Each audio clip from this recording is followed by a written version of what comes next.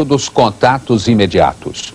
Durante 2 horas, uma rede de TV americana fez um balanço de tudo o que se sabe sobre objetos não identificados, discos voadores e seres extraterrestres.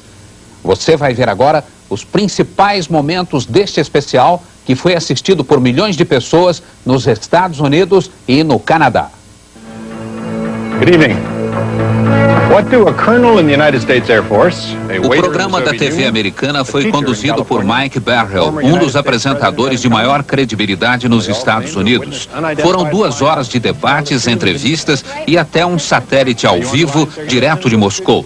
No começo, Mike Barrell levanta uma dúvida que todo mundo tem quando se fala de discos voadores. É possível existir uma nave capaz de viajar milhões e milhões de quilômetros até atingir a Terra? Para responder a esta pergunta, ele convidou o astrofísico Thomas McDonald, que é um especialista no assunto. A grande vantagem das viagens espaciais, diz ele, é que no espaço podemos acelerar até atingir velocidades próximas à da luz. Os foguetes de fusão, que usam hidrogênio ou hélio, já têm o combustível pronto no espaço. Não precisam, portanto, carregar peso. Além disso, diz o Dr. McDonald, consegue-se uma energia milhões de vezes maior comparando-se com os foguetes que usamos na Terra. Outra dúvida comum é sobre a natureza das aparições dos discos voadores. O apresentador Mike Barrell pergunta: afinal, se os extraterrestres querem causar impacto, por que não aparecem num lugar bem conhecido, como a Casa Branca, por exemplo? Mas o fato é que isto aconteceu. Em julho de 52, a Força Aérea Americana tentou interceptar uma dúzia de objetos voadores não identificados que estavam bem acima da Casa Branca. Esta aparição acabou se transformando no acontecimento de maior impacto no país desde a Segunda Guerra Mundial. Este oficial garantiu na época que os objetos não tinham nada a ver com os projetos secretos que estavam sendo feitos no país. Este outro admitiu que os objetos podiam ter origem interplanetária. E o representante da Marinha disse que não conhecia nenhum míssil ou aeronave com a forma de um disco voador. Para dar uma satisfação à opinião pública, a Força Aérea Americana criou uma unidade de investigação que chamou de Projeto Livro Azul. E Mike Barrell está agora com 2 oficiais americanos que estiveram envolvidos pessoalmente com o projeto. O coronel Robert Friend, que chefiou as investigações por 5 anos, e o coronel William Coleman, ex-porta-voz do Pentágono. O coronel Robert Friend diz que o projeto Livro Azul sempre enfrentou muitas dificuldades, apesar de pelo menos 100 casos investigados por eles terem sido considerados muito preocupantes. Por isso, diz que não ficou surpreso quando o projeto foi extinto em 69. O ex-porta-voz do Pentágono, o coronel William Coleman, admite que ele mesmo já viu um OVNI. Ele afirma aqui que isto aconteceu em 55, quando comandava um B-52 nos céus do Alabama. De repente apareceu um estranho objeto prateado que não tinha asas, media 20 metros de diâmetro e 5 metros de altura. O coronel fez um relatório oficial, mas ele conta agora que quando começou a trabalhar no Livro Azul, procurou o relatório e não havia nada no arquivo. Isso aconteceu com outros relatos que também desapareceram, diz ele. Os 2 militares americanos disseram também durante o programa que hoje se sentem usados pela Força Aérea. Segundo eles, o governo não estava interessado em divulgar a verdade. Queria apenas acalmar a opinião pública e minimizar os relatórios sobre OVNIs e ETs. O apresentador Mike Barrell afirma que se esse era o objetivo da Força Aérea, ele foi atingido. Em pouco tempo, o pânico foi substituído pelo riso e o noticiário sobre o assunto ridicularizado, passando a ser publicado só por jornais sensacionalistas. Quem declarasse ter visto um OVNI era imediatamente chamado de maluco. Com isso, muitas testemunhas idôneas começaram a ter medo de falar sobre os discos voadores. Esta cena do filme Contatos Imediatos do Terceiro Grau mostra uma realidade muito comum hoje em dia. No filme, os operadores da torre de controle detectam no radar um objeto não identificado que está próximo de um avião. O piloto e o copiloto confirmam que estão vendo este objeto. Mas quando os operadores perguntam se eles querem relatar oficialmente o incidente, a resposta é não.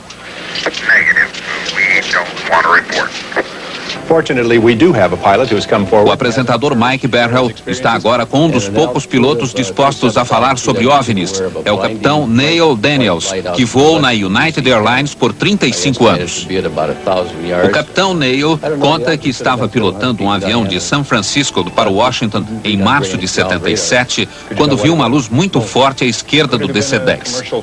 Os instrumentos de bordo, diz o capitão, passaram a marcar rumos diferentes e uma força qualquer puxava o avião para a esquerda. De repente, o objeto desapareceu numa velocidade espantosa e o capitão lembra que o tempo todo o copiloto dizia: não quero ver, não quero saber.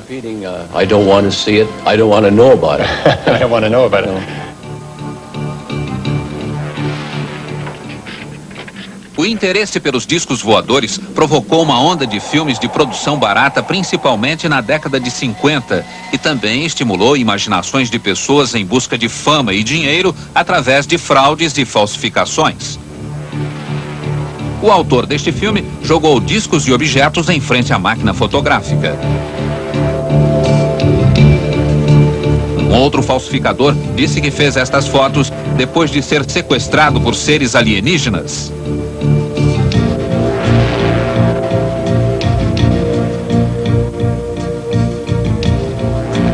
Neste pequeno aeroporto da Virgínia, foi filmada uma sequência com um disco voador. Era fraude.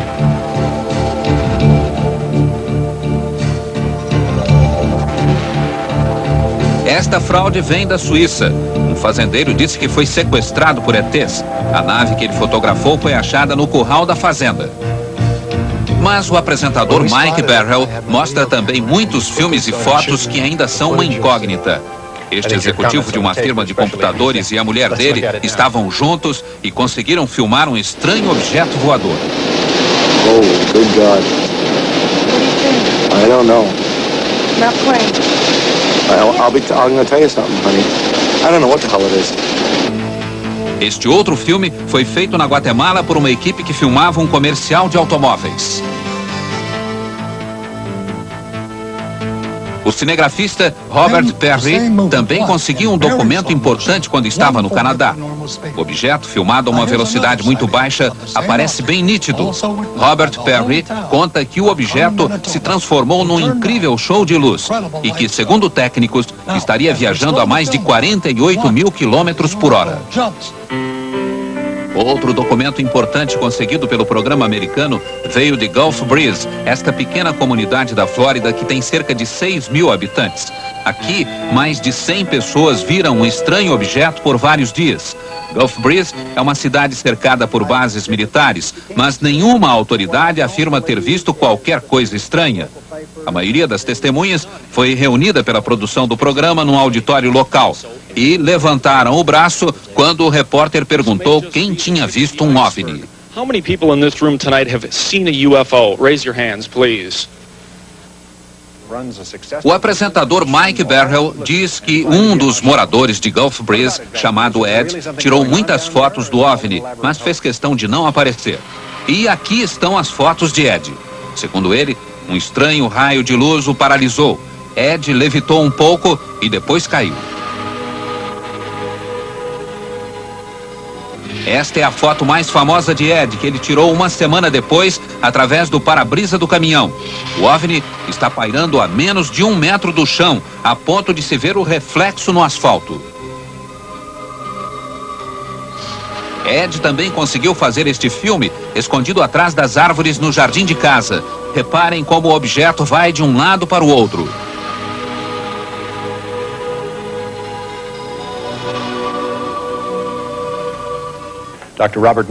Mike Barrell diz agora que, para analisar as fotos de Ed, ele convidou 2 dos maiores peritos em análises fotográficas dos Estados Unidos. Um deles é o Dr. Robert Nathan, que trabalha há 16 anos para a NASA. Vejam o que ele diz. Me parece, diz o Dr. Nathan, que muitas dessas imagens são produto de dupla exposição fotográfica. Me parece também que a iluminação da nave é meio artificial, bem diferente da iluminação do fundo ambiente. Em muitas fotos, tanto a parte inferior como a superior da nave estão recortadas com nitidez, dando a impressão de que houve algum trabalho de corte ou de colagem.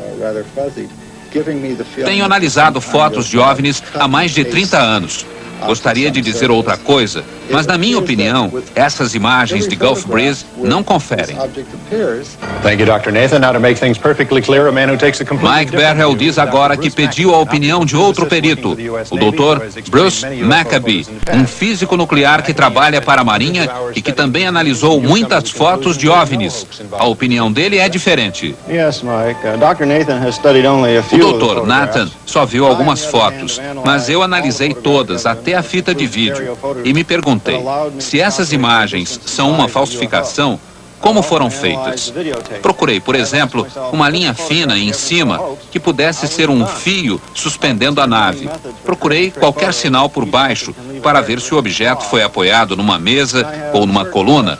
Procurei reflexos de vidro que mostram que houve montagem fotográfica e não encontrei nada nas fotos que pudesse justificar essas alegações.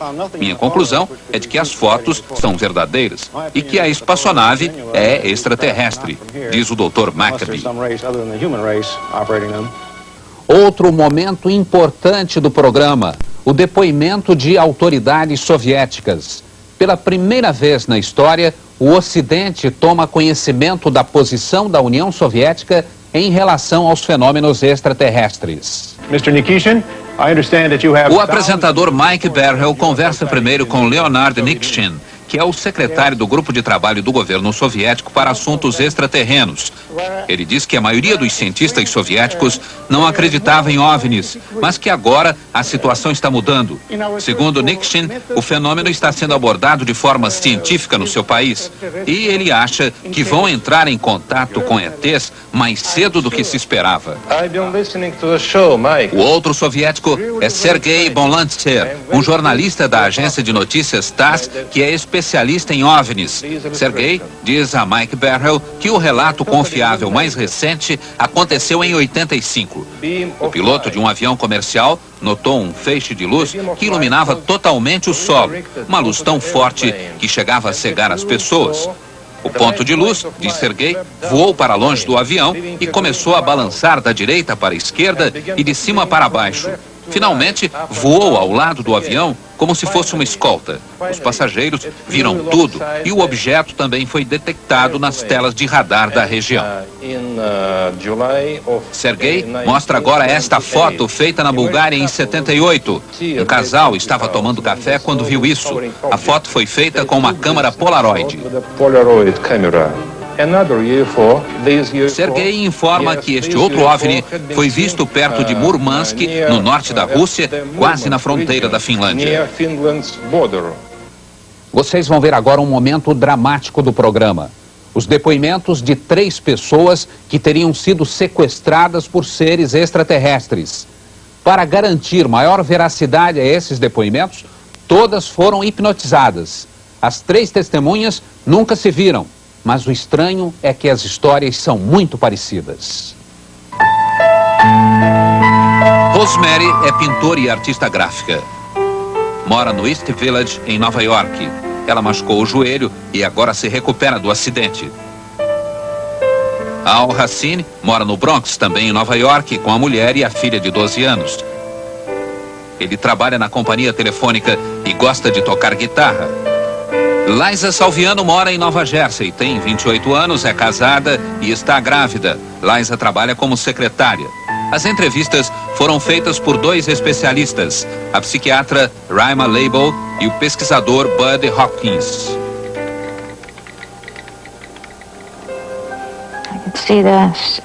Posso vê-los agora por cima da cidade. Tem uma luz muito brilhante, muito intensa. Quero ver o que é, mas não consigo.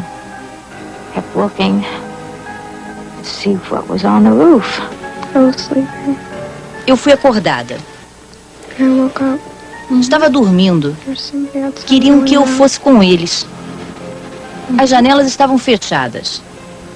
De alguma forma, eu passei pelas janelas. Eu parecia flutuar. Não parecia que eu andava.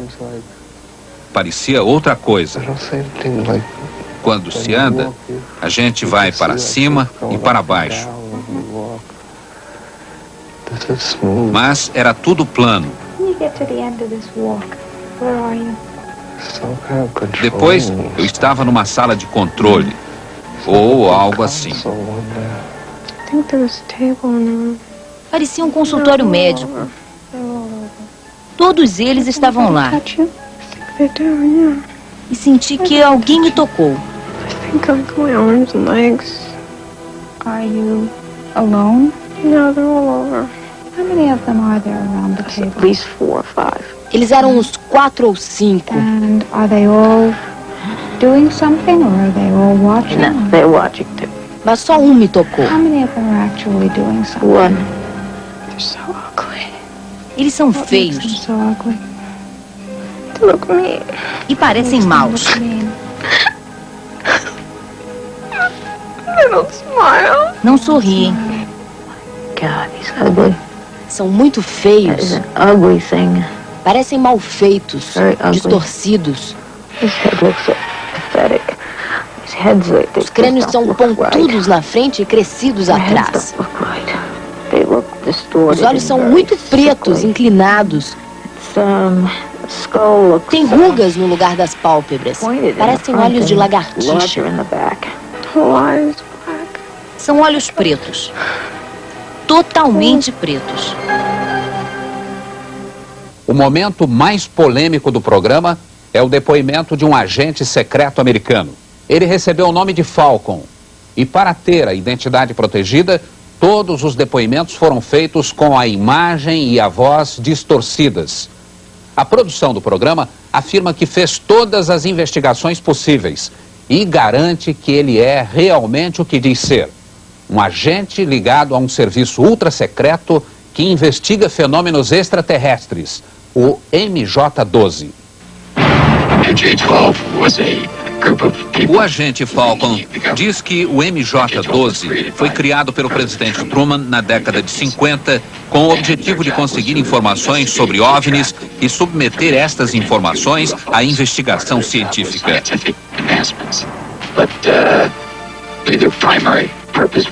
Com a ajuda de uma ilustração feita pelo programa americano, Falcon informa que as informações são enviadas ao presidente e ao vice-presidente,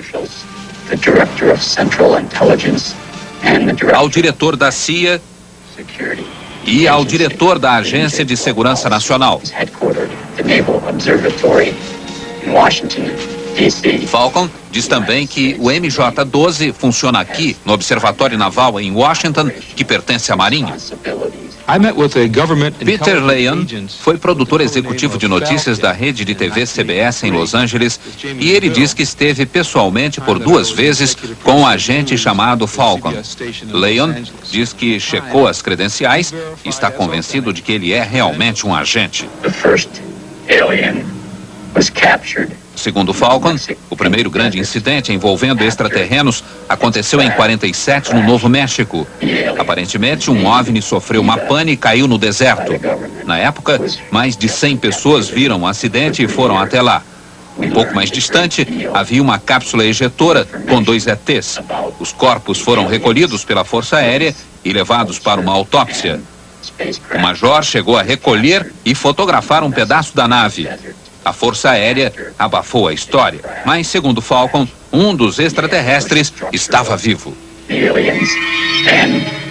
O primeiro alienígena, diz Falcon, foi capturado no Novo México depois que sua nave foi acidentada. O alienígena, chamado Abby pelo governo, foi mantido em cativeiro. Aprendemos muito sobre a cultura, a raça e as espaçonaves dos alienígenas. Falcon disse que outras naves desceram numa base americana também por problemas técnicos. Mas 2 ETs foram capturados e depois entraram num acordo com o governo. Segundo Falcon, eles tinham o controle total de uma base no estado de Nevada. Falcon afirma que, atualmente, só um deles vive lá. Este alienígena, diz Falcon, visitou um terceiro alienígena também dentro de um programa de trocas e tem sido hóspede do governo americano desde 82. Falcon diz que eles vivem muito, de 300 a 400 anos, e são muito inteligentes, com um QI superior a 200. Outra curiosidade, gostam de vegetais. Falcon afirma que já esteve com eles e diz agora qual o aspecto destes extraterrestres. Eles têm de 95 centímetros a 1 metro de altura. Os olhos são extremamente grandes, com um formato próprio. Tem várias pálpebras internas e os olhos são 2 vezes mais brilhantes do que os nossos. Tem 2 aberturas onde ficaria o nariz. E a boca é pequena. Não tem dentes como os nossos. As gengivas também são diferentes.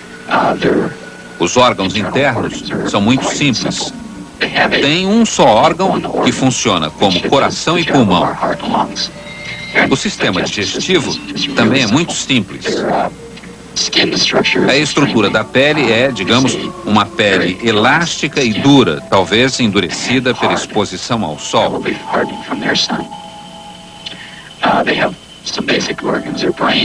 O cérebro é maior e mais complexo do que o nosso, tendo várias voltas a mais. Os olhos são controlados pela parte de trás da cabeça. Tem uma audição muito melhor do que a nossa, superior mesmo à dos cães. Os órgãos sexuais são distintos. Existem machos e fêmeas. A bexiga é que se encarrega da função excretória. E tem um outro órgão que os cientistas acreditam ser responsável pela transformação de excrementos sólidos em líquidos. Não tem polegar. As mãos só têm 4 dedos. Os pés são pequenos e parecidos com as mãos. O apresentador Mike Berhel lembra que o que foi dito aqui pode não passar de uma fantasia. Mas ele lembra também que muita coisa que era vista como fantasia hoje é uma realidade. Computadores que ocupavam salas inteiras agora cabem no bolso. Transistores do tamanho de um pão de forma agora têm o tamanho de uma abelha. E hoje em dia, diz Berhel, podemos enviar mais informações usando um feixe de luz do que Thomas Edison conseguia transmitir por 5 dias através de 1000 toneladas de fio de cobre. Mike Berhel reafirma que tudo o que se diz sobre OVNIs e ETs não pode ser visto como uma verdade científica, e sim como uma especulação. Mas a especulação, diz ele, também pode funcionar. Especulamos sobre alguma coisa que substituísse a caminhada e inventamos o automóvel. Especulamos sobre voar e fomos à Lua. Mas esta noite, diz Mike Berhel, estamos especulando sobre eles, os extraterrestres, e não sobre nós, não sobre a nossa tecnologia, mas a deles. E talvez o futuro nos reserve uma surpresa. Talvez não estejamos sozinhos neste universo de 10 bilhões de galáxias.